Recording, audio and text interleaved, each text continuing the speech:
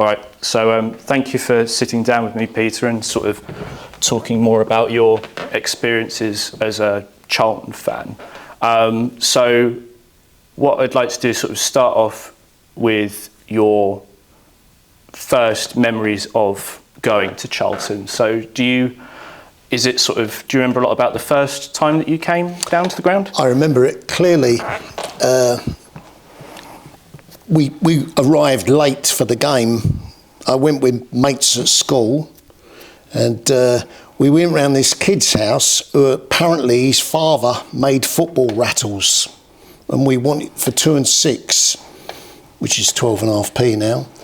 So we went. This was between Lewisham Way and sort of New Cross area, Millwall area more. Yeah. Anyway, we went round this kid's house. We got a couple of rattles. I didn't buy one, but the little gang I was in wanted to buy them. And then we walked down to New Cross Station, got on the train to Charlton. We were playing Plymouth Argyle, November '64, and there was some Plymouth fans on the train, but no hooligans then. And we went in the gates at the Floyd Road end. And as we went in, someone said in front of us, "What's the score, mate?" And someone turned round, not the turnstile operator, but just someone turned around and said, "Oh, we're losing 2-0. Plymouth are 2-0 up." Didn't bother me because I hadn't been there before. But anyway, we walked into the ground. It used to be an old kick-around place. They used to train sometimes on the banks there. And of course, we'd come out on this big terrace in the away end, the Jimmy Seed stand. You're fairly high up, halfway up. And we walked round to the main east terrace and then sort of got nearer the front gradually. But anyway, all I remember then, I was taken back with the size more. Smell of tobacco reeking in the air, noises. There was quite a few Plymouth fans there, but they weren't congregated together, you know. But anyway, we were 2-0 down. I don't remember much of the game. Obviously, I've seen hundreds of games since then, but we did win the game 3-2. So it's quite exciting. And I jumped on the pitch at the end with my mates, as kids did in those days, but the pitch was so muddy. So that stuck in my mind. My baseball boots got really muddy. Bottom of my jeans were covered in mud. So that was my impression, first game. So enjoyed it, it was fun. You know. How old were you at the time? I was 11. 11? Yeah.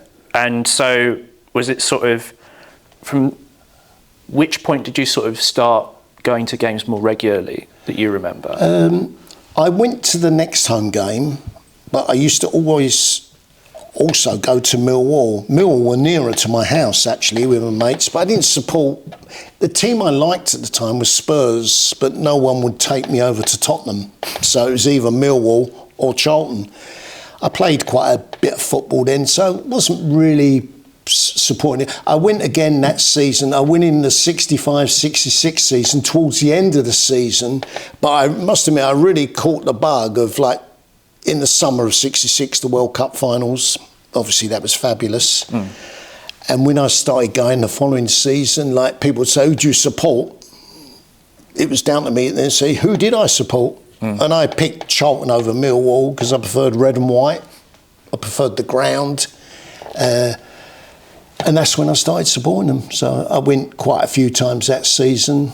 I went to Crystal Palace. I think that was my first away game. Obviously just a London game. Which year would that have been? That was 66, 67. So that was the year after the World Cup, yeah. And I went on their pitch, complete mud heaps they were, you know. But kids used to run on the pitches after the games then, you know. It wasn't an offence as such, it was just a thing to do. And then from then on, been going. I think I went to all the home games the following season, 2 or 3 away games. My dad, he went with me. He wasn't into football as such, but through me, he started liking it. And my younger brother, who's 7 years younger, he started going. He was only about 5 at the time. And I think the 68-69 season, we went to our first out of London game. We went up to Aston Villa. And I remember getting on there. We got in the ground, beautiful ground it looked even then, you know, big home end, the whole end. And there was a gang of youths attacking the few Charlton fans. My dad thought, oh God, get away from here. So we walked round. You could walk round parts of the ground then. So we, so that was a memory, just of the incident itself. But since then, I followed it. You know, I had a ground season ticket all the time up till we moved to Selhurst Park. When we moved to Selhurst Park, I did go, but I didn't have a season ticket over there. I didn't want one. That was a weak sort of protest thing. But I hardly missed a home game over there as such. And I did go to a few away games. By now, I was travelling to a lot of away games, you know, when I could. I could never do like people go all the time because something always cropped up. You know, I wasn't around every Saturday. I was still playing a bit of football and, I go. And it was just great. Yeah, I was fully. I thought as it got into the 70s, well, we got relegated early 70s, but the third division days were quite fun. We were scoring a lot of goals at home, so it was good entertainment. Yeah. By now, I was a real fan, you know. Didn't matter what league I was in, I was going to follow them for the rest of my life. Brilliant. So, obviously, you mentioned catching the bug, sort of how sort of over time you sort of grew to sort of love the club more. Is there one sort of game or memory that for you sort of sticks out in your mind as sort of being quintessential to sort of the experience of being a Charlton fan? Yeah, I think it was a Tuesday night game. I think it was around about October 67. We played Portsmouth at home. We'd lost at Portsmouth the week before. I think that was a midweek game the week before. I think we lost there 4-0. They were undefeated. They came to the Valley and it was raining and I was up the covered end with my dad and it felt like he was up the Cop, you know, because we were sort of the back but fairly central, and we beat them 4-1. And it was just fabulous. I mean, there was a bit of crowd swaying down only because the covered end was really full because of the rain. And seeing the goals up close, and kids used to chuck toilet rolls on after you scored goals, but it was the thing at the time, you know. It was a great atmosphere, and I think I thought, oh, this is fabulous, you know, this is what it feels like, you know, noisy crowds, your own team. That was the first, and midweek games were all special, you know, under the lights, especially if you get a good home win, there's nothing better. And when I was probably about 13 then or so, there's nothing more exciting, you know, you're really behind your team. Of course, you get a lot of mick taken out of you at school, you know, you support. Kids at my school supported Chelsea and Man United and teams like that, and there was hardly any Charlton fans at my school, you know, so I was an unknown quantity to the school I went to. But anyway, that was a match that stuck out. And like obviously in years to come, you lose your father, but it always sticks in my mind. You know, what a wonderful night. You know. Yeah. But the games were good. Then we had good players. Matt Tees, I liked him. Harry Gregory, Alan Campbell. He was a midfield man. They were my favourites. Charlie Wright in goal. Yeah. You know, that was my first favourite players. You know. But I did go to other football because living in London in those days, you could just turn up at the gate. You had to get there early for certain teams. But I quite liked, like a lot of kids, Man United. George Best was a fabulous player. I did go and see them a few times in London, but only if Charlton was away. You know, I wouldn't forfeit a home game to see them play. Yeah. So it's grown up just football mad kid really, and just enjoying it, you know, loved kicking the ball. You know, it was, you know, it just sort of becomes a part of the fabric of your life, doesn't it? Yeah, you had your matches. I used to get excited, you know. I still get a little, I always like the home games. And of course if I was starting to go to away games, of course it was always a new ground because, you know, you're starting off, you're going to places, especially if you went out of London, you know. Aston Villa was my first out of London ground. Oxford United was my second. Don't ask me after that. I've seen us play over about 120, 130 grounds, what with a swap of grounds over the time, And the changes in division. Changes, yeah. So, it's fabulous, yeah. Yeah, okay. So I know, sort of, maybe to pedal back a bit, you were talking a bit about Selhurst. I just sort of wanted to because I'm assuming you were going regularly up until the move. Yes. I was wondering sort of if you could tell me a bit more about that sort of unusual situation, sort of when it got to the point where it was, we're leaving the Valley, we're going to Crystal Palace, because obviously there was that infamous sort of the sheet of paper in the programmes, or what was handed out in the stands. Yeah. I was wondering if you could sort of tell me about your recollections of that, really. I got a clear recollections. I was all set to go to the home game at the Valley against Crystal Palace, I think it was, in the league. And just before I was leaving, my parents were coming round to look after my 2 young kids, helping me out because I wanted to go to Charlton. So how old would you have been at this point, sorry? I'm now, I was late, I was just early 30s. Early 30s, So just as my parents come round, it was a sunny lunchtime, but Robert, my son, who's a big Charlton fan now, he'd fallen over. And I couldn't just leave him, he was crying, so that was making me going to be late to the game. Anyway, Mum and Dad were there sort of helping him out, and then, I was later leaving than I wanted to be. Anyway, I left, I drove to the ground on my own. I always used to meet friends in the ground then.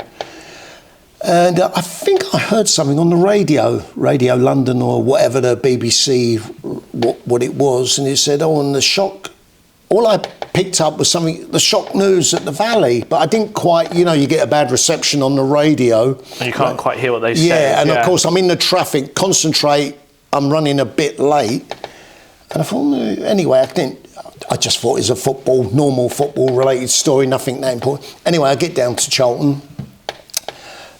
Nice day, walking down to the ground, just about going to be on time. And there was someone, I came in by the Valley Central here. It wasn't a Valley Central then. And someone was handing out the infamous sheet of paper. And I sort of thought, what's this? And I'd bought a programme, but obviously I think the message was inside the programme, printed, so I wasn't aware. But the sheet, I'm sort of quickly looking at it, and of course when I got round on the East Terrace where I used to stood, my mates were already there. Kick-off was just about to start. Have you heard the news? And I couldn't believe it. No, we weren't on the East Terrace then. Sorry, that had been closed. Because that had been condemned by that point. That closed at the start in the pre-season. So sorry, I was on that little bank to the right of the North Stand. There was a bit of terrace in there. So it was a shock. Though we won that day, I think 3-1, and it was like a hollow victory, because honestly, it was like the club's finishing to me. I couldn't really take it in so much at the game. The game was quite a good game, and we beat Crystal Palace. But obviously, when I got home, what's all this? And there was, I think, mentioned about it on the radio going back home. Yeah, I was in a state of shock, because to me, I just thought, this is terrible. This is the end of Charlton. That was my immediate thing. This is the end of the club. They'll go over there, they'll just fade away, So, and then, of course, obviously, you found out more about it. So, yeah, my initial thing was, this is going to be the end, I think we played Stoke on our last game. It was horrible, because I actually sat in the old, what's the West Stand now? It used to be a small West Stand. And that was only about the 4th or 5th time in my life I'd actually sat in that stand. But it was a horrible day, because you just thought, I know a lot of people were shouting, we'll never go to Selhurst and that. I didn't go to the first game at Selhurst Park, but I went after that, and I didn't enjoy it. I didn't have any hatred for Crystal Palace as such. I just didn't particularly like their ground anyway. It wasn't one of my... Personally, I would have preferred to have gone to Millwall, because it's to me as sort of, well, I suppose it's nearer. I don't know, you know, I didn't, but, or somewhere else. Yeah. But I didn't want to go anywhere else, really. I just wanted to stay at Charlton, you know. Leighton Orient I would have preferred to Crystal Palace. But Yeah. Yeah, so the initial reaction was, it was just like you're losing a member of your family, really. Because I just thought we'll never survive, you know. Yeah, because it's sort of, it's interesting how you sort of mention how important the club having a home it's was, everything. really. Yeah, it's everything, because the community, the area, you know, all your things you've done. You know, over the years when I was sort of growing up, I used to go into pubs before the game, maybe after game. Not every time, but it was the area you sort of grew. Charlton Athletic in Norwood is nothing. You know, it's a hollow existence. You know, might as well ground share with Carlisle. You know, it's just. I didn't have a bad journey getting over there where I live, like some people had who live over Bexley Heathway or Dartford, but that's irrelevant. It was just going there, you know, coming back and, you know, playing there. You know, it just, we got promotion that season, but it was a hollow thing. I wasn't celebrating as much as I would have done if we'd have got, our crowds would have picked up that season here. But there we was getting paltry crowds. You sort of relying on good away support, which did come the following year with First Division clubs. But deep down, it was just, I kept thinking, it was like, say, the Evening Standard amalgamating with the Evening News newspaper. You know, they'll mention your name a bit at the top of the paper, and then eventually it'll just disappear. And I thought that will happen to Charlton. Just eventually it'll disappear, you know. So it was a bad time of supporting them, because I wasn't completely and utterly sort of into it, you know. I tried to be, but I just didn't enjoy it, you know. Yeah, it's sort of the link between you, the ground, the team, without that bit in the middle. Yeah, kind of broke it's part of what you've got to have the whole thing. I feel sorry for West Ham now. I know it sounds daft, but they're playing an awful place, and it's not, you know, you want to be where your local pubs, your community, you know. But anyway, but we got over there. I never thought we would, but it was glorious, obviously, coming back. Fabulous, you know. So sort of want to talk a bit more about that. So I'm not sure if you went to the first game back at the Valley after that point, but sort of what are your sort of the strongest memories in your mind of that move back? Well, my memories are clear still, because I went, I think, to the first ever supporters meeting. We had one at Greenwich Town Hall in about 88, I think. And the Voice of the Valley had just come out. So that was like the first times there was, I know the South East London Mercury was trying to, you know, get back, but you just kept thinking, it was very minute then, but it grew. And then with the Voice of the Valley, and then you still think it's not going to happen. But then, you know, a couple of years went by and there was like new board of directors or new people coming on the board. It was a lot sort of going on in the background, and they was going to leave, and you think, oh, we are. I went to the meeting when they said we are going back to the Valley. That was at Woolwich Town Hall. That was 89. And we drew at Arsenal, or we'd drawn at Arsenal in the night 2-2. They were leading the division. That was a really good game. You know, getting a point at Highbury was fabulous. So I felt quite good then. That you know, probably one of my favourite games away in that spell, you know. But then there was problems. We didn't get back that straight away as we thought. We ended up at Upton Park. Yeah. I didn't mind the ground so much. I felt slightly more at home at their ground. The journey was awful for me, because every time West Ham were away, they might do works on the Blackwall Tunnel, so you had a problem sometimes getting there. But it was, forgetting about that, the actual ground I preferred. You know, I don't think the crowds rose up that much, but you felt something was happening in your mind, and there was a lot of goings on. Obviously, I wasn't knowing firsthand what's going on, but it seemed a bit positive that we might get back. Yeah. And by the time, I think we should have started the 92-93 season here, but it was running late, you know, which I can understand. But when it found out it was going to happen in December, and I thought, it's going to happen. I couldn't believe it, you know. And I did go to I went to the last game at Upton Park. I think we lost to Newcastle. Even though we lost, we sort of knew then we'd be back at the Valley. I think we had 2 away games in between that Newcastle game, so there was. But I was getting excited, you know. So yes, I was very excited. Couldn't wait. It was like a Christmas Day, birthday, all rolled into one. Yeah. Coming back was a fabulous feeling. Coming back down the roads again, you know. Yeah. I took my son. He was supporting Charlton, but I had taken him to the Valley, but he was quite young. So how old would he have been when you first started taking him?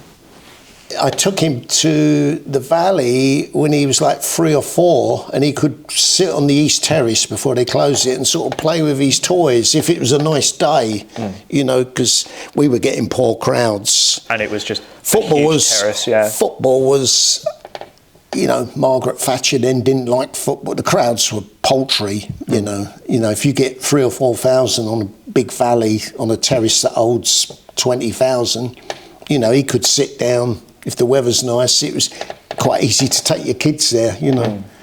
But anyway, yeah, so it was a big gap. It seemed a long time coming, but 7 years or whatever it was, in hindsight, is very quick now. But it was fabulous going back. I mean, it was a great thing because I never thought it would happen. Yeah. You know? I think what we'll do is so after that point, obviously we moved back, and that's sort of when we start getting to the Kirbyshley era, when we're going back to the Premier League. Yeah. And that's sort of our sort of biggest, arguably that's the most successful period in the club's history, you could argue. Do you sort of remember sort of either of those promotions, 98, maybe 2000, sort of the feeling around the club of getting into the top flight? It was a great period. I went to... I hardly missed a game home and away. The year we got to Wembley, Sunderland, and then they were weren't giving them out, they was giving you an opportunity to buy an away season ticket when you got to the Premiership, which I just grabbed on, you know, quite expensive, because all they was doing, they would send you, when the away tickets come through to them, they'd send the people up front their away ticket. So I bought 2 away season tickets, one for me and one for my son. Yeah, it was fab. The football was good as well. We had a good team that was slowly being built. You know, we had players that you liked. They were entertaining. It felt fabulous. Obviously, the Wembley, it's been very documented, the 4-4 draw, but that was a fabulous day. But the football down here, that season, some of the home games in the second half of the season were really good games of football, you know, beat Forest down there. When it was getting closer, the semi-finals against Ipswich, 1-0 home and away. Fabulous atmosphere at the Valley for the second leg, the semi-final. Crazy, balmy, warm evening. And you're through to Wembley, you know, and a chance of the sort of the Premiership, you know. The season they got relegated, I didn't feel too despondent because it was a great experience going to all their games, going to some new grounds and big clubs, and I felt confident. We'd only sold Danny Mills, so the team was still pretty much the same, which is good. You know, that's great. You know, we hadn't lost our team because they had big contracts. And of course, the following, I think I missed a couple of games the following season away, but I was there for, you know, it was a good solid team, you know, and even more so, we got back to another Premiership season, and we had a fairly good home record back in the Premiership. I think we had 10 home wins that season back after that, so we were an improved team, you know. And Kirbishley was just, and the good thing about it, it was all built steadily, you know, but it looked like there was a lot of care behind the scenes of what we buy, who we buy. It fits the pattern, and you're building upwards, and it's a great feeling because it takes time, you know. But obviously, any Charlton fan's going to be patient because it's the name of the game, patience. You know, definitely. But you could feel it. And see it, you know, so it was superb. I might sort of do a quick fast forward here. So obviously sort of going towards now, you're sort of talking about sort of building something up steadily. Obviously sort of this time a few seasons ago, we were sort of down towards the bottom of League One when Nathan Jones came in. So sort of talking to sort of more currently now, can you sort of see the building blocks that he's put in place necessarily? I think the clubs, the people there, and Nathan Jones, you can. I feel it that they're trying to build. I appreciate he came almost 2 years ago with a team that possibly could have gone down. You know, we were letting in goals generously. He plugged that up fairly quickly. We stayed up, you know. It's not been pretty, but it's better than losing, you know. And I think, I mean, I was surprised last season. It wasn't till, I don't know, 3/4 of the season going, I didn't think we was going to get in the playoffs. Just thought, well, you know, but he got that run, so that was, I feel it's sort of building. But I always knew it's going to be so tough in the Championship. The Championship is a very good league, and though I've said since we got, if we finish fourth from bottom this season, that's what we can hope for, and that'd be great. But you can't stand still. Football's a tough business, tough sport. You'd have to buy better quality players to get into the next level, to become your Millwalls, to become your teams at Prestons and Hulls. Those two clubs are sort of established sort of Championship sides. And it's hard, you know. You know, it takes time as well. But I feel, you know, any Charlton fan, surely you've got patience, because if you've been supporting them, I mean, I've always gone to I very rarely miss a home game.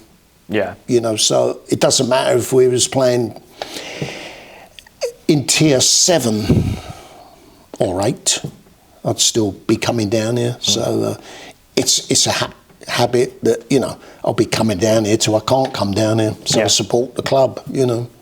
Brilliant. You know.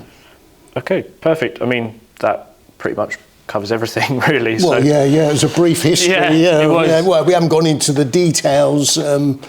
It's there is. I suppose looking back, you can only look back when you're further down the line of supporting them. I can look back on the 70s. They were great time. When we got promoted, we played some attractive football. We were scoring goals. Even if I didn't mind sometimes teams scoring against us, because I thought we're going to come from behind. You know, it was entertaining. But anyway. Brilliant. Thank you for that. That pretty much covers everything. Welcome. Thank you very much, Peter. Okay.